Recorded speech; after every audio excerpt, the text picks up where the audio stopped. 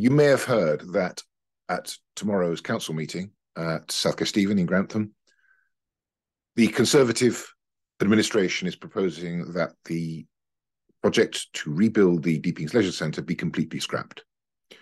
And I thought I should let you know what my views on that are ahead of the meeting. So I will be opposing that proposal to scrap the project, and I will be doing it for two reasons primarily.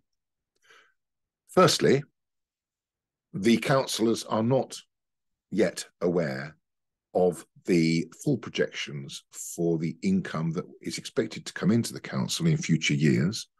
And so it can't make decisions about the affordability in future years of the rebuilding of the Deepings Leisure Centre.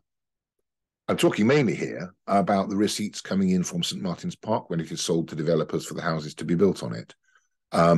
The figures for that are not yet included in SKDC's forward projections, and therefore it would be rash to make any decision about the affordability of any project until those figures are known and are included in the accounts and are put before councillors.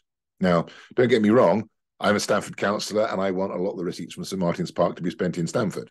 But I don't want the fact that the council does have money coming in, does have revenue that's going to come in, to be ignored when making a fundamental decision that's irreversible about the Deepings Leisure Centre. And I would have no problem with some of those St Martin's receipts being used to make sure that the leisure centre was viable for the Deepings and it could be rebuilt. Secondly, and this is a more fundamental reason in terms of democracy, this decision that councillors are being asked to make is irreversible.